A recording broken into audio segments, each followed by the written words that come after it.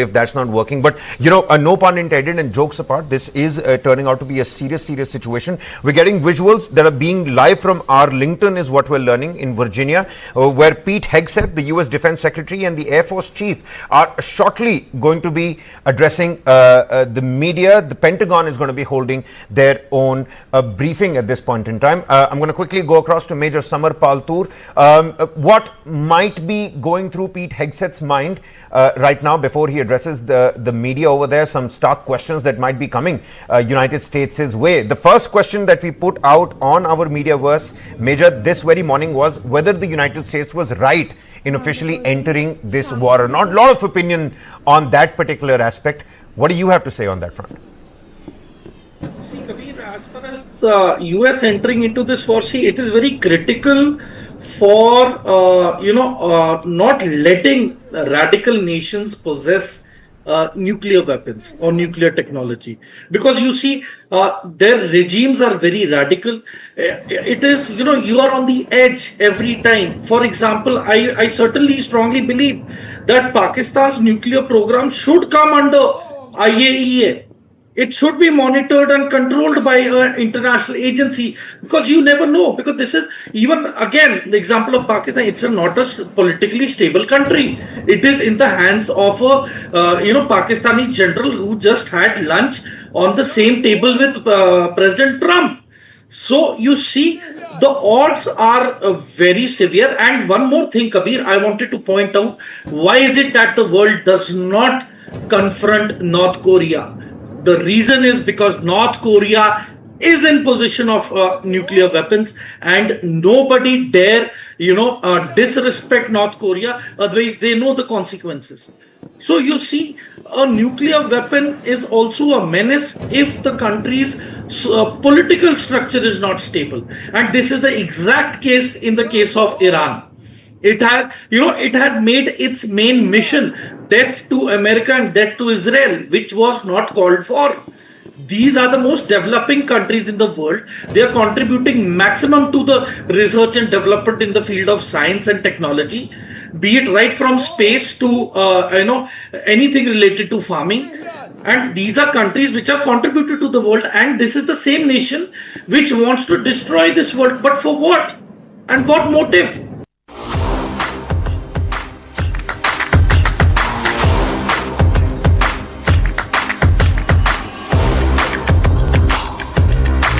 This is India's #1 news network, and you're watching News 9, English news as it should be. देख पवन आ गया। पवन वहाँ क्यों बैठा है? तुझे उसे टीबी है। और भाई लास्ट बेंच का मजा अकेले अकेले। पता है ना मुझे टीबी है। चल चल, तुझे पता है ना इलाज का असर शुरू होने के बाद टीबी के इन्फेक्शन का डर नहीं रहता। टिफिन में क्या है?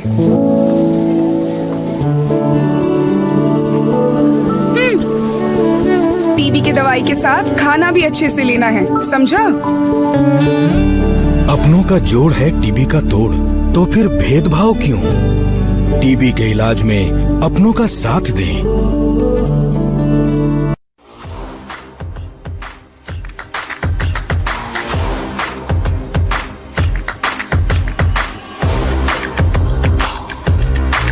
This is India's #1 news network, and you're watching News 9, English news as it should be.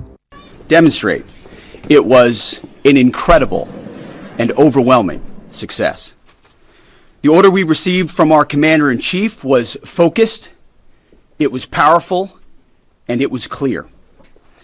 We devastated the Iranian nuclear program. But it's worth noting the operation did not target Iranian troops or the Iranian people. For the entirety of his time in office, President Trump has consistently stated for over 10 years that Iran must not get a nuclear weapon. Full stop. Thanks to President Trump's bold and visionary leadership and his commitment to peace through strength, Iran's nuclear ambitions have been obliterated. Many presidents have dreamed of delivering the final blow to Iran's nuclear program, and none could until President Trump. The operation President Trump planned was bold, and it was brilliant. showing the world that American deterrence is back. When this president speaks, the world should listen. And the U.S. military, we can back it up. The most powerful military the world has ever known. No other country on planet Earth could have conducted the operation that the chairman is going to outline this morning. Not even close. Just like Soleimani found out in the first term, Iran found out when POTUS says 60 days that he seeks peace and negotiation, he means 60 days of peace and negotiation. Otherwise, that nuclear program, that nuclear capability will not exist. He meant it. This is not the previous administration. The President Trump said no nukes. He seeks peace, and Iran should take that path. He sent out a truth last night saying this: any retaliation by Iran against the United States of America will be met with force far greater than what was witnessed tonight. Signed, the President of the United States, Donald J. Trump. Iran would be smart to heed those words. He's said it before, and he means it.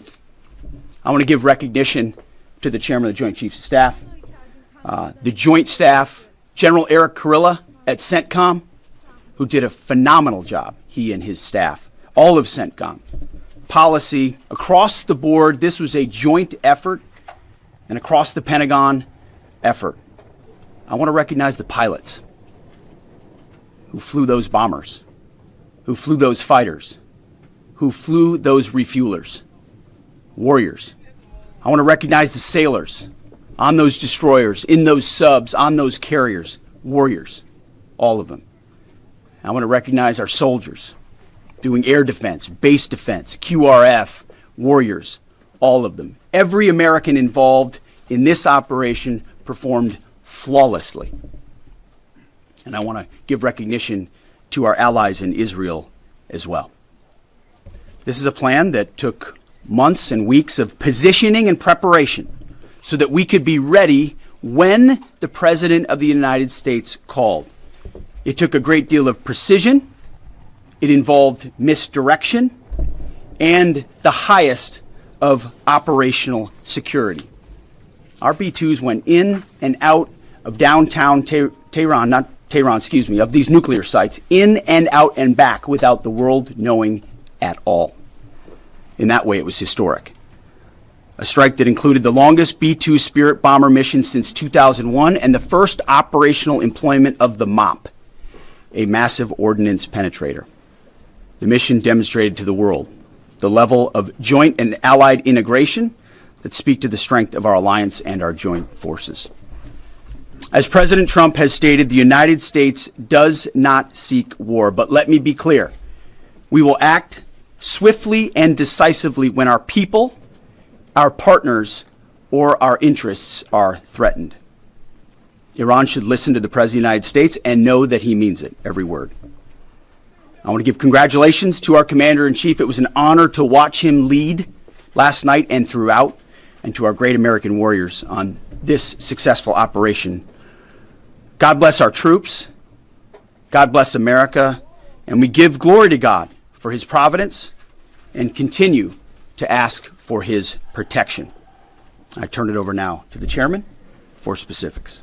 Thank you, Mr. Secretary. Thanks for recognizing all of our folks out there doing our nation's work, and nice to see everybody on this early Sunday morning.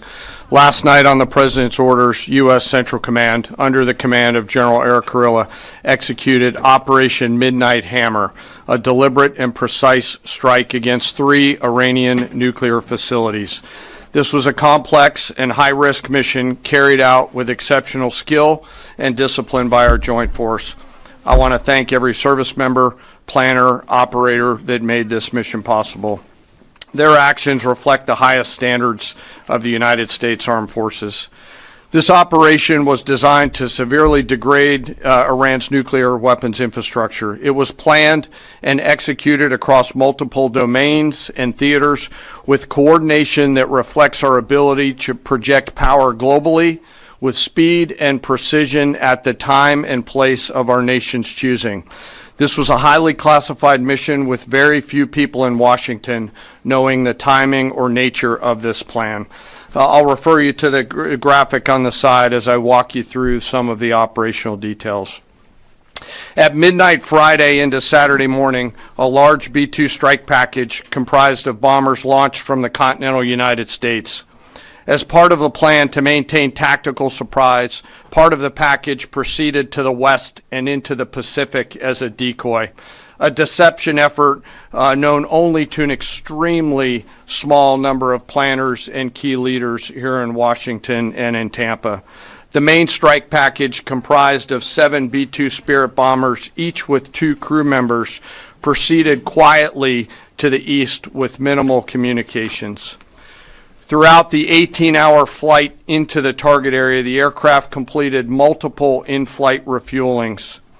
Once over land, the B-2s linked up with escort and support aircraft in a complex, tightly timed maneuver requiring exact synchronization across multiple platforms in a narrow piece of airspace, all done with minimal communications.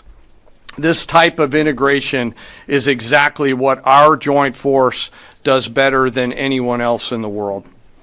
At approximately 5 p.m. Eastern Standard Time last night, and just prior to the strike package entering Iran, a U.S. submarine in the Central Command Area of Responsibility launched more than 24 Tomahawk land attack cruise missiles against key surface infrastructure targets at Esfahan. As the Operation Midnight Hammer strike package entered Iranian airspace, the U.S. employed several deception tactics, including decoys, as the 4th and 5th generation aircraft pushed out in front of the strike package at high altitude and high speed, sweeping in front of the package for enemy fighters and surface-to-air missile threats. The strike package was supported by U.S. Strategic Command, U.S. Transportation Command, U.S. Cyber Command, U.S. Space Command, U.S. Space Force, and U.S. European Command. As the strike package approached Fordo and Natanz, the U.S. protection package employed high-speed suppression weapons to ensure safe passage of the strike package, with fighter assets employing preemptive suppressing fires against any potential Iranian surface-to-air threats. We are currently unaware of any shots fired at the U.S. strike package on the way in. At approximately 6:40 p.m. Eastern Standard Time, 2:10 a.m. Iran time, the lead B-2 dropped 2 GBU-57 massive ordnance penetrator weapons on the first of several aim points at Fordo. As the president stated last night, the remaining bombers then hit their targets as well, with a total of 14 MOPs dropped against 2 nuclear target areas. All 3 Iranian nuclear infrastructure targets were struck between 6:40 p.m. and 7:05 p.m. Eastern Time. Again, that's about 2:10 in the morning local time in Iran, with the Tomahawk missiles being the last to strike at Esfahan to ensure we retain the element of surprise throughout the operation. Following weapons release, the Midnight Hammer strike package exited Iranian airspace and the package began its return home. We are unaware of any shots fired at the package on the way out. Iran's fighters did not fly, and it appears that Iran's surface-to-air missile systems did not see us. Throughout the mission, we retained the element of surprise. In total, U.S. forces employed approximately 75 precision-guided weapons during this operation. This included, as the president stated last night, 14 30,000-pound GBU-57 massive ordnance penetrators, marking the first ever operational use of this weapon. I know that battle damage is of great interest. Final battle damage will take some time, but initial battle damage assessments indicate that all 3 sites sustained extremely severe damage and destruction. More than 125 U.S. aircraft participated in this mission, including B-2 stealth bombers, multiple flights of 4th and 5th generation fighters, dozens and dozens of air refueling tankers, a guided missile submarine, and a full array of intelligence, surveillance, and reconnaissance aircraft, as well as hundreds of maintenance and operational professionals. As the Secretary said, this was the largest B-2 operational strike in U.S. history and the second longest B-2 mission ever flown, exceeded only by those in the days following 9/11. Well prior to the strike, General Kurilla elevated force protection measures across the region, especially in Iraq, Syria, and the Gulf. Our forces remain on high alert and are fully postured to respond to any Iranian retaliation or proxy attacks, which would be an incredibly poor choice. We will defend ourselves. The safety of our service members and civilians remains our highest priority. This mission demonstrates the unmatched reach, coordination, and capability of the United States military. In just a matter of weeks, this went from strategic planning to global execution. This operation underscores the unmatched capabilities and global reach of the United States military.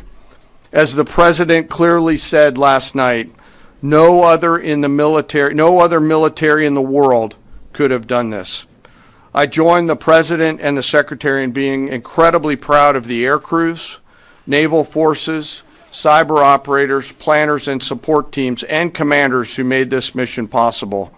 It is their skill, discipline, and teamwork that makes this operation possible.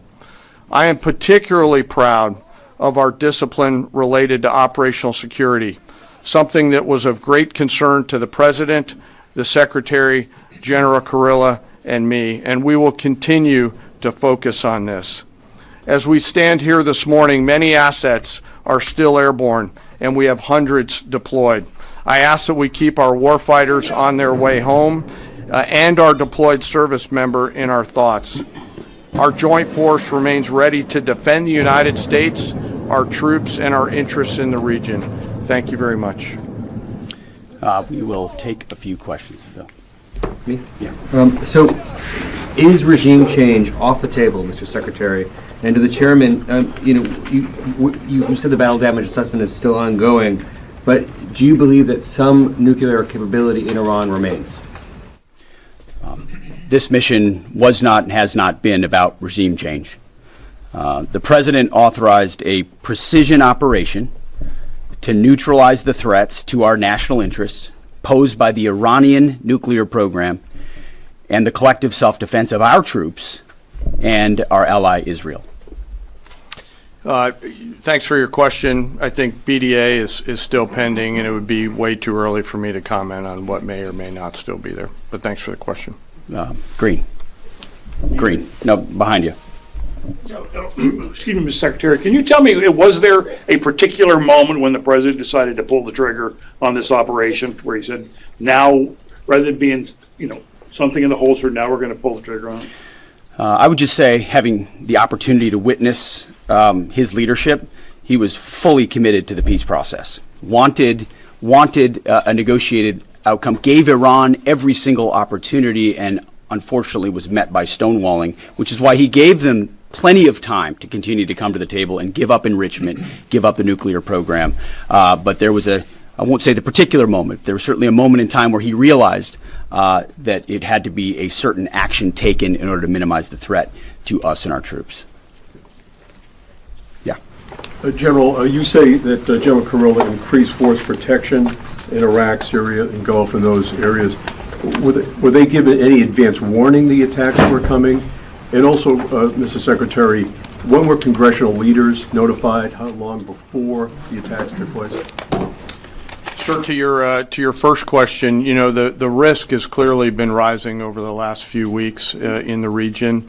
Based on that and not a particular awareness of this operation, we've made smart decisions to minimize the risk to U.S. forces in the region. They were given no advance warning? No, sir. In congressional... They were notified after the planes were safely out. Well, we complied with the notification requirements of the War Powers Act. After the attacks, they were notified? They were immediately thereafter. Yes. Thank you, Secretary. Two quick questions. Do you believe you completely destroyed Iranian nuclear program? And how about Iranian ballistic missiles? Your ally as Israel always saying that is biggest threat. And second question is very important. What will be your next step if Iran or militias under Iranian influence in the region attack U.S. interests or allies in the region? And you can chime in on this too, Mr. Chairman. The battle damage assessment is ongoing, but our initial assessment, as the chairman said, is that all of our precision munitions struck where we wanted them to strike and had the desired effect. Which means especially in Fordo, which was the primary target here, we believe we achieved destruction of capabilities there. Ultimately, wherever it may be, whether it's in Iraq or Syria or bases in the Gulf, as the president said, it would be as the chairman said, it would be a very bad idea for Iran or its proxies to attempt to attack American forces. Yes. Thank you, Mr. Secretary. Regarding retaliations, Iran and North Korea are cooperating on nuclear and missile development. Do you think there is a possibility that Iran, North Korea, and the other forces, such as China, will join forces to retaliate against the United States? Well, unfortunately, because of the policies under the previous administration, we drove those countries together. And ultimately, that creates a challenging environment. For this particular operation, the focus is on Iran and Iranian nuclear capabilities. That's our focus here, is to not just say that they can't have, but President Trump has said from over 20 years, frankly, Iran cannot have a nuclear weapon. And ultimately, he decided this is the moment, given their stonewalling, when direct military action had to be taken to prevent that from happening. Yes. Thank you very much. General Kane, I understand OPSEC, I respect OPSEC. Can you say at all what security procedures are being taken to protect U.S. troops in Iraq and elsewhere in the Middle East? And Secretary Hegseth, as a global war on terrorism veteran, All right then. We just heard the U.S. Secretary of Defense. The question and answer session continues to go on. With me, Major Dan Pfefferman, founder, Me24, and former IDF analyst, joining us live from Tel Aviv. Major Pfefferman, Pete Hegseth asked about regime change.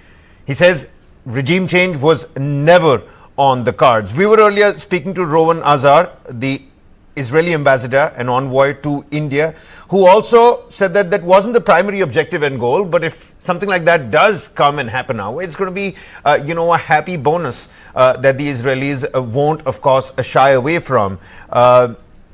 Is that the real case? Regime change was never a primary objective, always a secondary one, always a periphery one. When Netanyahu speaks to Fox Channel, he mentions regime change. Today, the Israeli ambassador did so as well. Is it really secondary objective? I think regime change is actually not even a secondary objective. It's a nice to have. I think it is in the ultimate strategic interest of Israel, of the United States, and of the region. And quietly, very quietly, most of the countries of the Middle East are actually in agreement. However, Israel realized from the very beginning of these strikes that is not within Israel's capability. And I think the United States, still very much scarred by its experiences in Afghanistan and in Iraq, that it doesn't really know how to do regime change, even if it's the richest and most powerful country in the world. And so Trump campaigned and actually came to power on an America First platform. And part of that platform and the kind of people around him, like Secretary of Defense Hegseth, like Vice President J.D. Vance, and many other senior figures who represent kind of a new mood that is very much against the neocon sentiment that was with President George W. Bush, is that the United States should be much more limited and clear in its foreign policy goals. Israel has been saying obviously the same thing, and Israel is far less capable of implementing a regime change in Iran. If that happens, the world will be better for it, but that is not something that either Israel or the United States are aiming for with these attacks.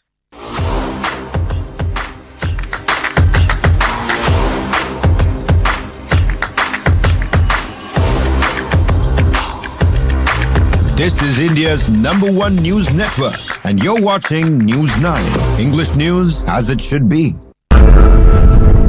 Who am I? Nobody can crack that mystery. There is a certain expectation of me. That's the only contradiction. Life itself is stranger than fiction. I was a perfectly normal person born in an abnormal world. I really didn't understand why is it different. Just imagine a child who is bullied every day. Boys school में कुछ लड़का लोग मेरे साथ sexual abuse किए. मुझे तेरे बारे में सब पता है और मैं तेरा rape करूँगा. You also start to stigmatize. अरे ये तो time pass है. Sex doesn't come in the picture. Sex comes very late. Then there are man-made narratives. Why do you walk like that? Why do you sway so much? So you can understand the trauma of a person who is trapped in a wrong body.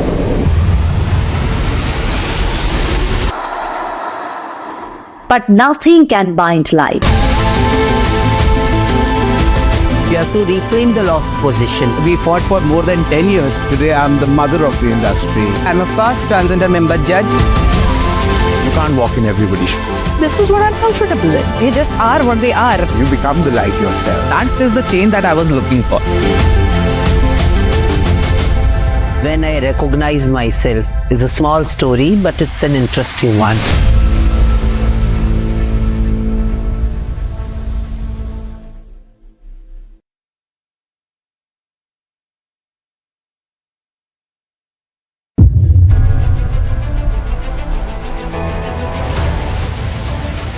What began as a day of celebration turned into a tragedy. The High Court has stepped in and political blame game has ensued. Why is it so difficult in Indian society to say no, mistake has been made? This timeline is going to make things very clear. This was very much avoidable. Unparalleled scene, unimaginable to watch. America and Europe are reaping what they have sown. Is this the new frontier of the American politics?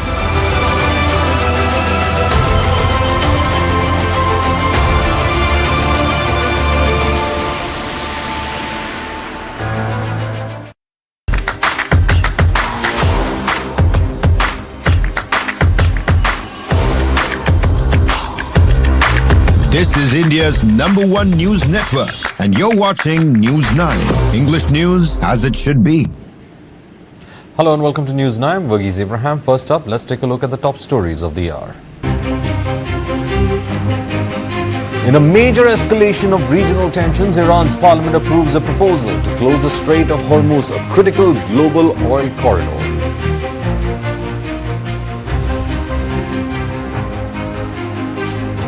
As Iran's parliament votes to shut the Strait of Hormuz, the US Secretary of State urges China to engage with Iran over the critical waterway.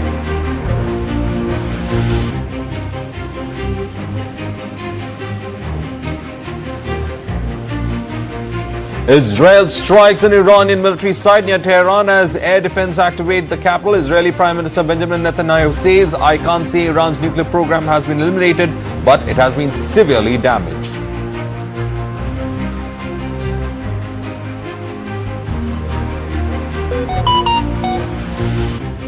After US strikes on Iran's nuclear sites, Netanyahu praises Trump for excellent work of US military in Iran.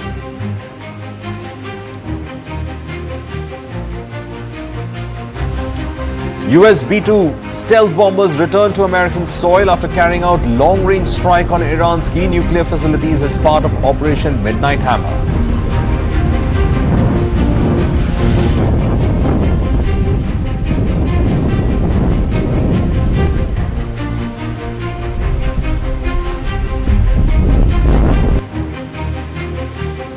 Following US strikes on Iranian nuclear sites, thousands protest globally condemning Trump's military action. In New York City, anti-war protesters rally in large numbers demanding an immediate halt to escalation.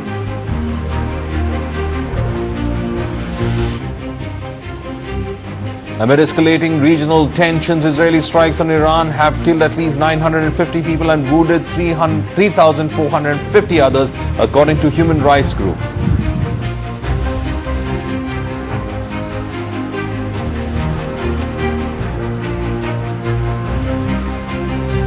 A flight carrying 285 Indian nationals from Mashhad has landed in New Delhi. With this, a total of 1,713 Indian citizens have been evacuated from Iran.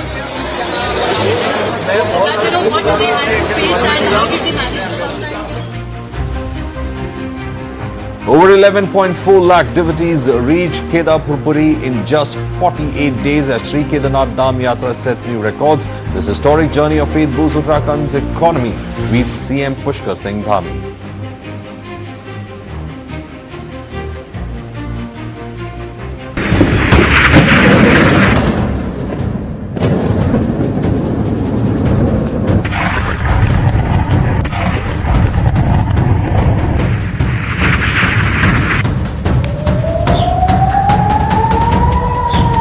Iran ने Israel पर missile दाग दिए हैं। इस वक्त siren बज रहा है और इस वक्त देखिए कि सभी लोग सुरक्षित बंकर की तरफ भाग रहे हैं।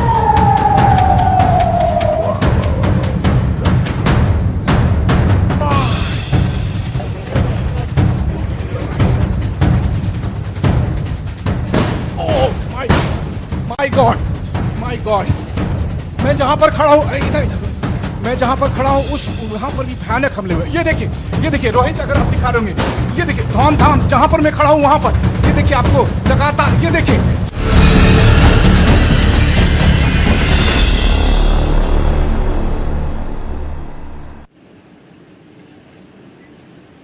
Well, the United States has bombed Iran and it has led to a series of fallouts as pre-dawn strikes on Iran's facilities at Natanz and Isfahan have plunged the region into a new phase of destabilization, threatening to shatter the fragile balance that has long deterred direct conflict between the two countries. Now, while Trump has warned Tehran of further attacks if Iran retaliates, the Islamic nation's leadership faces a very critical decision: how to respond without risking its own survival. Iranian Foreign Minister Abbas Araghchi called the strikes a violent act against international law and warned an everlasting consequences. In the coming days, it will become clear how Tehran in fact retaliates.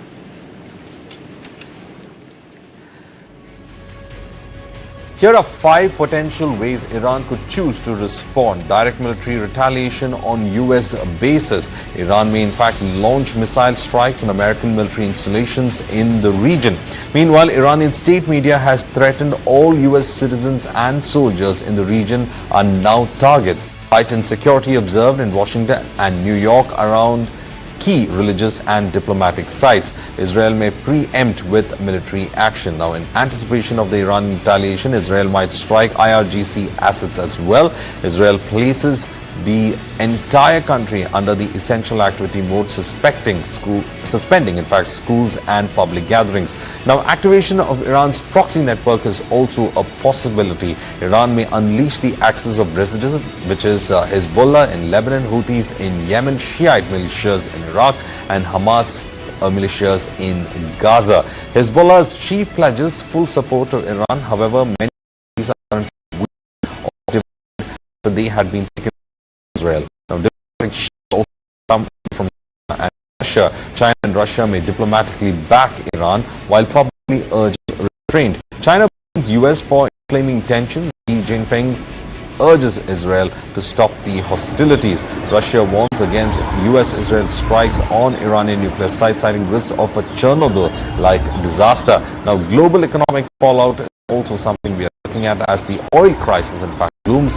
Iran's parliament has approved the blocking of the Strait of Hormuz, threatening 20 million barrels of daily oil flow. Such action would likely trigger a global surge in oil prices and deepen the energy crisis.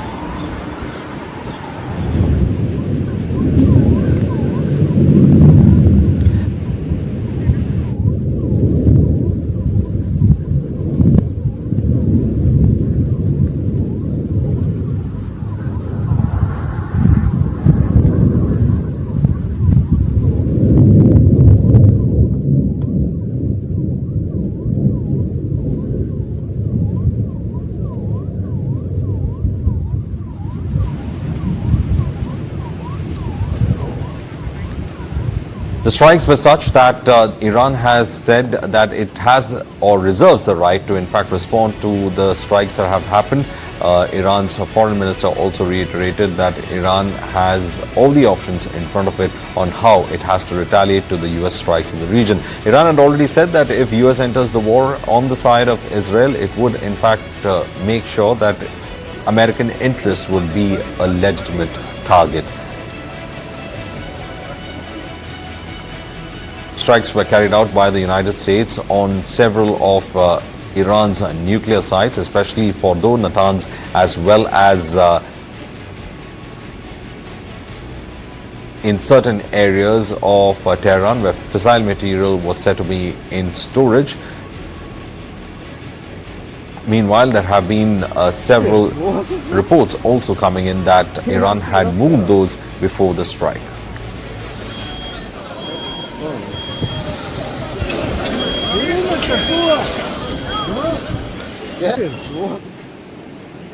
Meanwhile, Iran's parliament has approved a proposal to close the Strait of Hormuz, a critical global oil corridor, in a major escalation of tensions in the region, raising fears of severe disruption to global energy supplies. Now, the final decision now rests with Iran's Supreme National Security Council, according to the state media reports. Now, the move came in the aftermath of US airstrikes on Iranian nuclear sites at Fordo, Natanz and Isfahan. Revolutionary Guards commander and senior lawmaker Ismail Kosari said that the closure is on the agenda and will be done whenever necessary. The decision, if approved, will be catastrophic for oil-dependent economies. A closure would send shockwaves through global markets, affecting everything from transport costs to food prices. While it is not the first time Iran has threatened to close the strait, but after the US attacks, it is weighing its options. The Strait of Hormuz is a strategic maritime choke point through which nearly 20% of global oil and gas shipments pass daily. It connects the Persian Gulf to the Arabian Sea and just 33 kilometers wide at its narrowest point, with 3 kilometers wide shipping lanes in each direction. The closure would impact major oil exports as well as oil being sent out from Saudi Arabia, Iraq, the UAE, Kuwait, as well as Iran itself, as well as top importers like China and India. For India, about 2 million barrels per day of crude transit the entire strait. Let's now discuss the implications on India. While India has diversified its oil sources, including increased imports from Russia, the US and Brazil, a closure would still trigger short-term price shocks, as through the Strait of Hormuz, over one-third of its daily imports passes through it.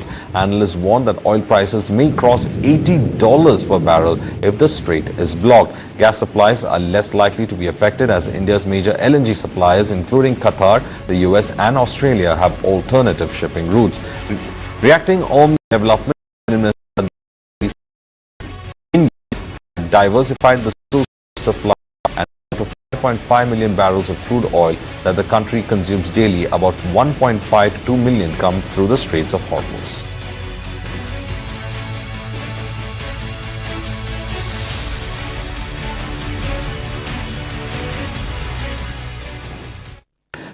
Meanwhile, US President Donald Trump questioned the possibility of regime change in Iran following US military strike against key Iranian nuclear sites a day before. Now, he went on to say in his Truth Social that it's not politically correct to use the term regime change, but if the current Iranian regime is unable to make Iran great again, why wouldn't there be a regime change? and he called it as MIGA, which is Make Iran Great Again.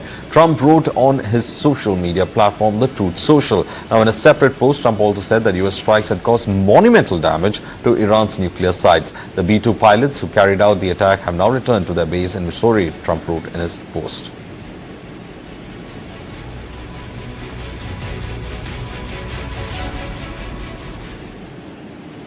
While praising Trump for carrying out strikes on Iran, Israel's Prime Minister Benjamin Netanyahu said that Israelis must take our hats off to a great friend, my close friend, President Trump. Now, for the US military strikes on the key Iranian nuclear sites that even Israel had been looking into, he went on to say that we commend their achievement. They caused a very serious blow there, a very significant one.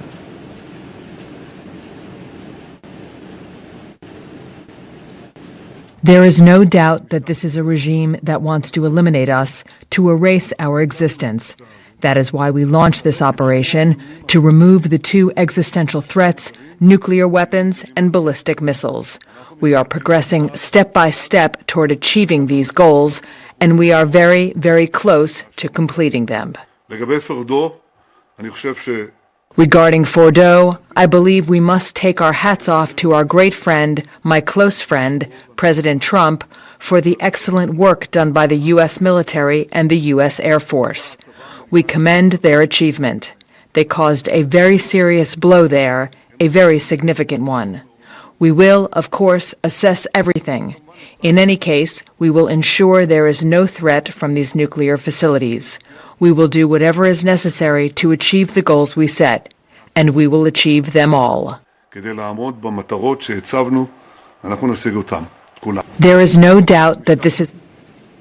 Meanwhile, US Vice President J.D. Vance said that the United States is not at war with Iran, but with its nuclear program. He stopped short of confirming whether Iran's nuclear sites were fully destroyed, but said that the US has substantially delayed Iran's ability to build a nuclear weapon. No, we're not at war with Iran, John. We're at war with Iran's nuclear program, and I think the president took decisive action to destroy that program last night. We have to give an incredible amount of gratitude to the troops who did an amazing thing last night. Think about this, John. They flew thousands of miles away, a 30-hour nonstop flight. They never touched down on the ground, and they dropped a 30,000-pound bomb on a target about the size of a washing machine. No military in the world has the training, the skills, and the equipment to do what these guys did last night. I know the president and I are both very proud of them, and I think what they did was accomplish a very core American national objective. But we know that we set the Iranian nuclear program back substantially last night. Whether it's years or beyond that, we know it's going to be a very long time before Iran can even build a nuclear weapon if they want to. But I actually think that raises the most important question. The president talked about this last night.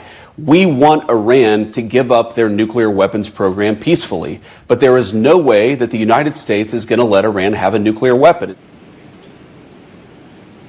And now to these exclusive visuals. Iranian missile caught on camera during News 9's live reporting from Israel.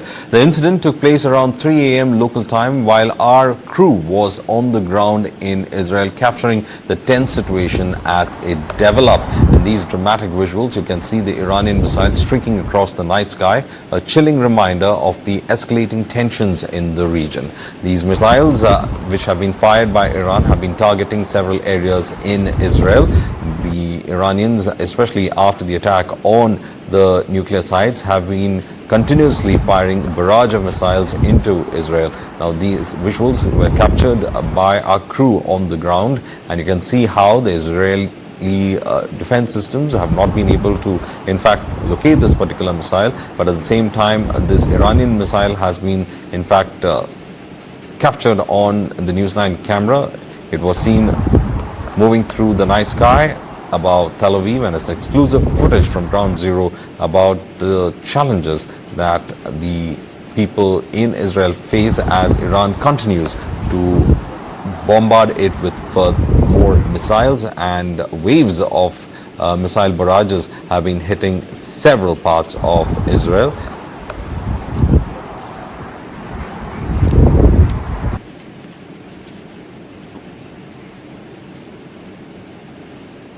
We slip into a short break now. News and updates will continue on the other side.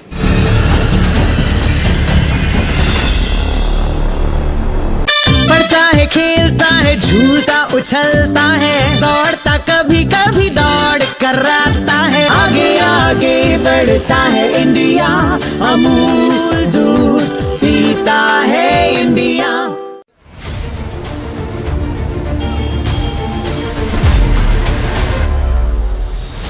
Is this politics of appeasement? That is the ground reality. The violence continued unabated for the next 24 hours. Why is there Mamta for Pahalgam but not for Murshidabad?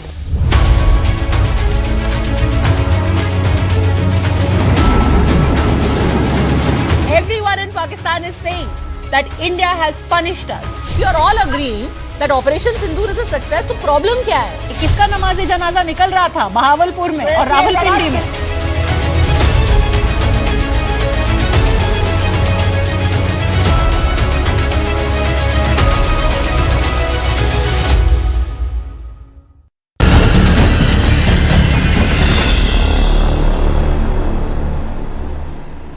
UN Secretary General Antonio Guterres said on Sunday that the bombing of Iran's nuclear sites by United States marks a perilous turn in a region that is already reeling, adding that the world is at risk of descending into a rat hole of retaliation after retaliation.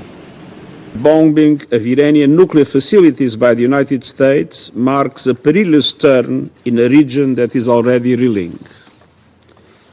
From the outset of the crisis, I have repeatedly condemned any military escalation in the Middle East.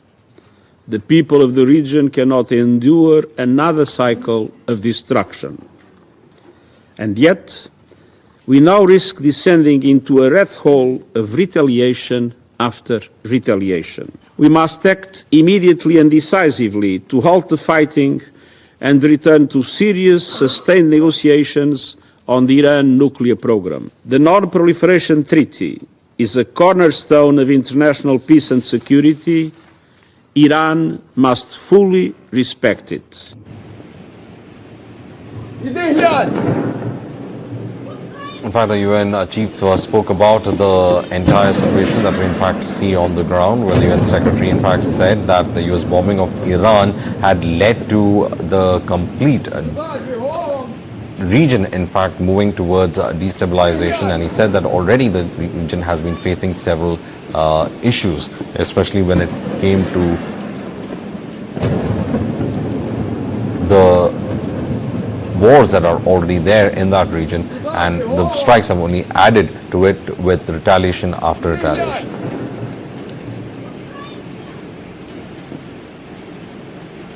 Meanwhile, entrances to tunnels used to store part of Iran's enriched uranium stockpile at the sprawling Isfahan nuclear complex, which was hit by US military strikes overnight.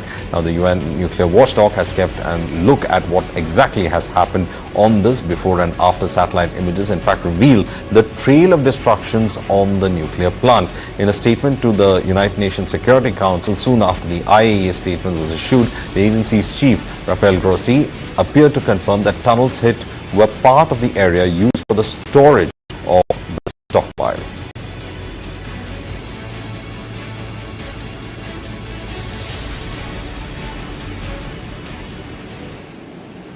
Now, U.S. Secretary of Defense Pete Hegseth and Joint Chiefs Chairman Dan Kane briefed the press about the 3 U.S. strikes on Iranian nuclear attacks. Let's take a look.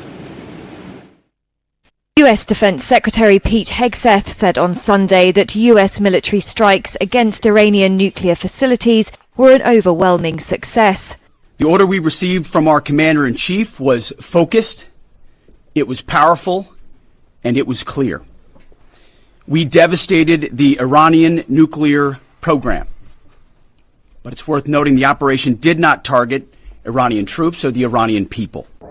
Hegseth added that the US military strikes on Iran's nuclear sites were not a preamble to plans for regime change, and that private messages had been sent to Tehran encouraging them to negotiate. Named Operation Midnight Hammer, the attacks pushed the Middle East to the brink in a region already aflame with wars in Gaza and Lebanon, as well as a toppled dictator in Syria. After days of deliberation and before his self-imposed 2-week deadline, Trump decided to join Israel's military campaign against Iran. For the entirety of his time in office, President Trump has consistently stated for over 10 years that Iran must not get a nuclear weapon. Full stop. Reacting on Sunday, Iran's Foreign Minister Abbas Araghchi said the country reserves all options to defend its security, and that Tehran would not return to diplomacy while under attack by Israel and the United States. Speaking in Istanbul, he said Tehran was weighing its options for retaliation. On Sunday, residents in several districts of Israel were assessing damage to sites hit by Iranian missiles. In Tel Aviv, devastated homes were visited by the president and the mayor. US B-2 stealth bombers have returned to American soil after carrying out a long-range strike on Iran's key nuclear facilities as part of Operation Midnight Hammer.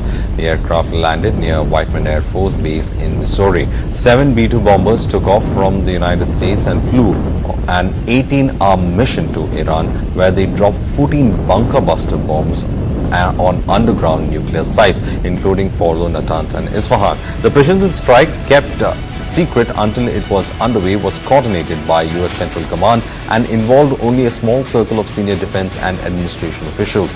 The operation pushes the Middle East to the brink of a major new conflagration in the region, already aflame for more than 20 months with wars in Gaza and Lebanon and a toppled dictator in Syria.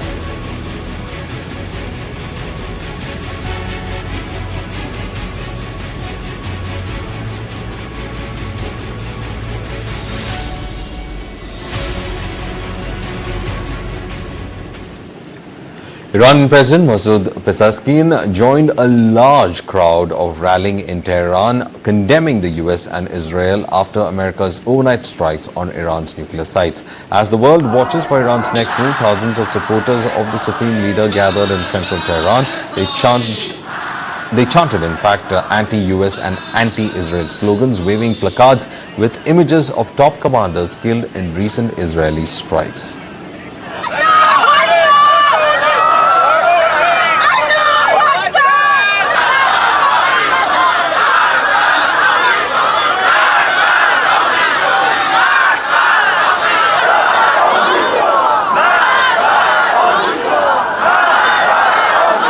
این کارشون واقعا اصلا قابل بخشش نیست و اینکه فکر نکنن که با این کارشون میتونن به کشور ما صدمه‌ای وارد بکنن.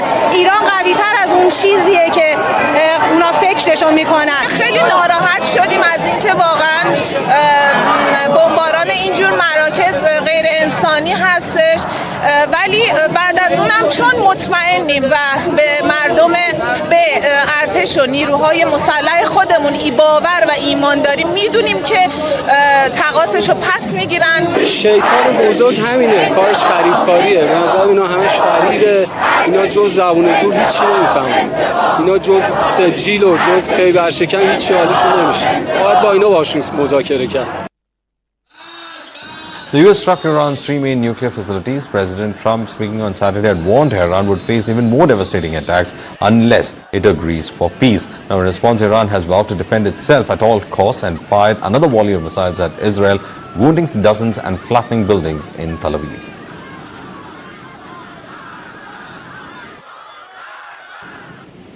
Meanwhile, Iran's Foreign Minister Saeed Abbas Araghchi condemned Washington's brutal military aggression against Iran's nuclear sites, stating it is US and Israel who have repeatedly blown up diplomacy. The US military attack on the territorial integrity and national sovereignty of a UN member state carried out with genocidal Israeli regime, carried out in collusion with the genocidal Israeli regime, has once again revealed the extent of the United States' hostility towards the peace-seeking people of Iran, who will never compromise over their independence and sovereignty. The Islamic Republic of Iran continue to defend Iran's territory, sovereignty, security, and people by all means necessary against not just US military aggression, but also the reckless and unlawful actions of the Israeli regime.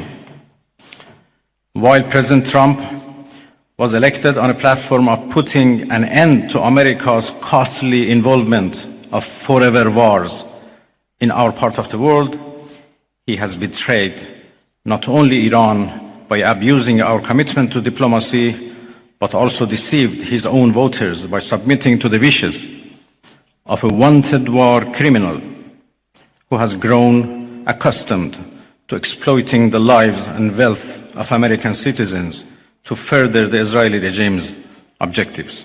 The U.S. act of aggression against Iran's peaceful nuclear facilities constitutes not only a flagrant breach of the UN Charter, especially the prohibition of the use of force under Article 2, Paragraph 4, and the obligation to respect the state's territorial integrity and sovereignty, but also a violation of UN Security Council Resolution 2231.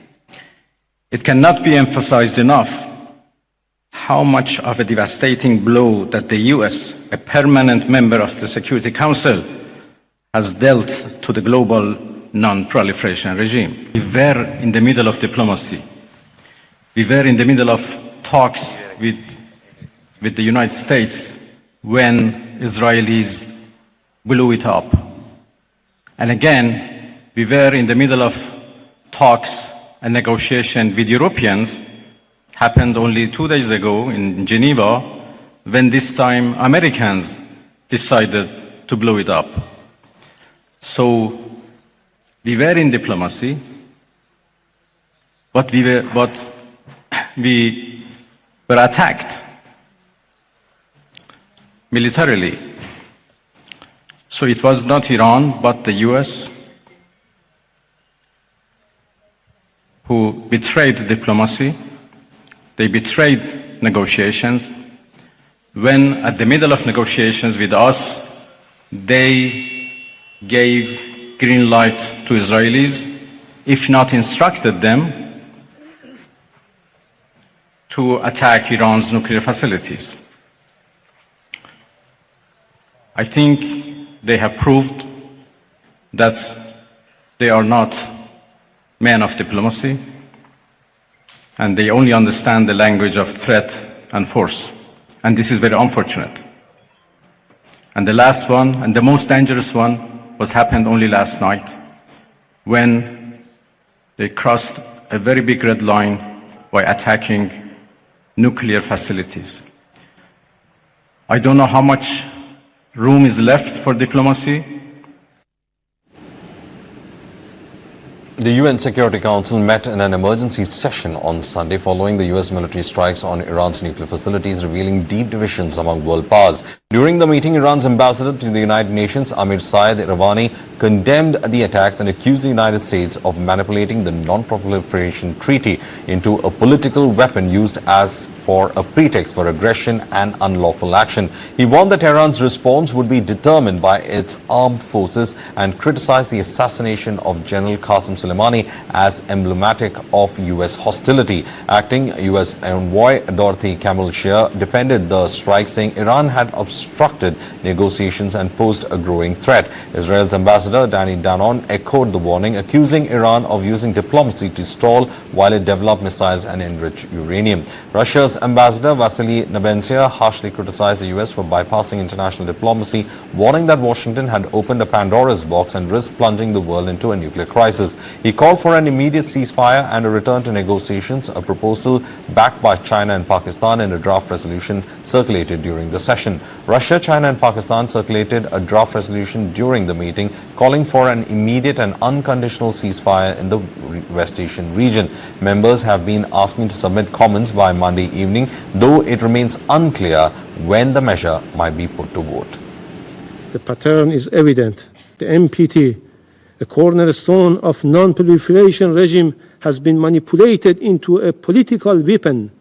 Instead of granting parties legitimate right to peaceful nuclear energy, it has been exploited as a pretext for aggression and unlawful action that jeopardize the supreme interest of my country. You cannot ignore that diplomacy was tried over and over. The United States led that effort. Many nations here in this room engaged in diplomacy with determination and good faith. But the regime in Tehran had other plans. It used the negotiating table as camouflage, a delay tactic, a way to buy time while building missiles and enriching uranium. And when the moment came to confront the forces of extinction, to those who now fake concern and cry escalation, we say, this is what the last line of defense looks like, when every other line has failed. Make no mistake, the cost of inaction would have been catastrophic. A nuclear Iran would have been a death sentence just as much for you as it would have been for us. Global leaders responded sharply and divergently on the US military strikes on Iran's three key nuclear facilities, Fordow, Natanz and Isfahan. Now, in this first public remark after the strikes, Iranian Minister of Foreign Affairs Abbas Araghchi accused the US of breaching international law.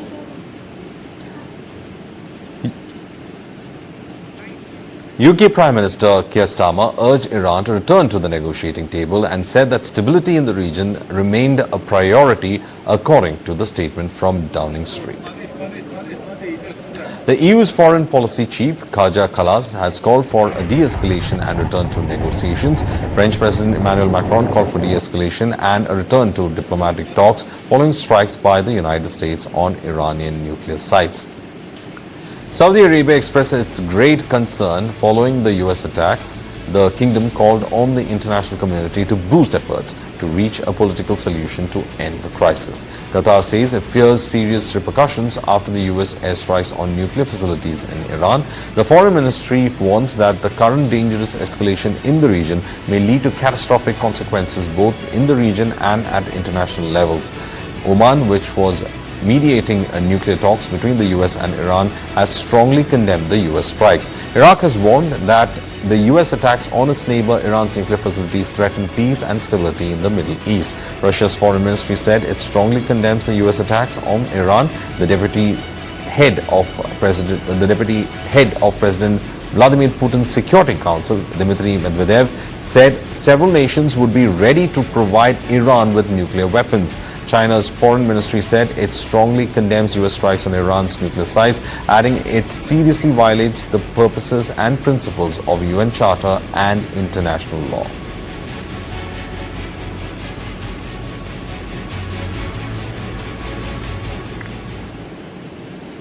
Meanwhile, geopolitical conflicts, whenever they may be happening, tend to have a ripple effect. When Russia attacked Ukraine, India's military spares and hardware supply and maintenance was severely impacted. However, the ongoing Israel-Iran conflict may not have the immediate impact on these aspects, according to officials who are closely monitoring the conflict.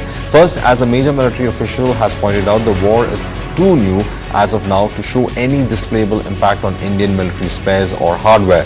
In case the war drags out, he says any diversion of weapon stocks can take place as Israel is not subject or likely to be subjected to the kind of sanctions that Russia was. Also, several Israeli companies have partnered and formed joint ventures with Indian companies, and that will also help keep supplies to India going despite the war. This is significant as India is actively working on replenishing most of its Israeli origin weapons, which have been extensively used for Operation Sindoor against Pakistan last month in response to April 22nd Pahalgam terror attack, killing 26 people. Some of Israel's origin military equipment the Indian Air Force had used are the Israeli Spice 2000 guided bombs for the Balakot air strikes in February 2019 and the advanced Heron drones in the last 2 years to amplify surveillance along the line of actual control amid the military standoff with China.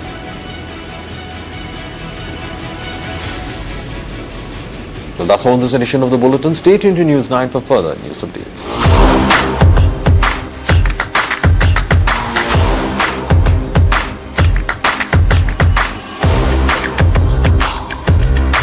This is India's #1 news network, and you're watching News 9, English news as it should be.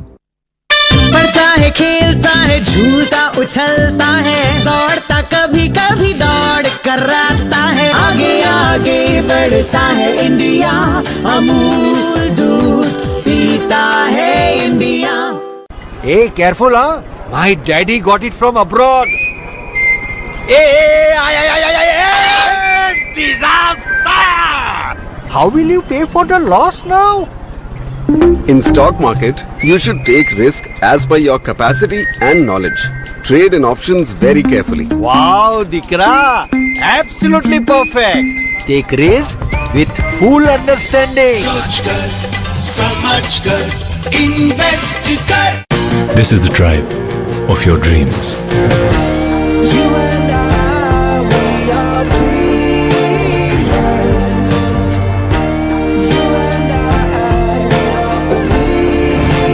Introducing the all-new Skoda Kailak. Own your dream.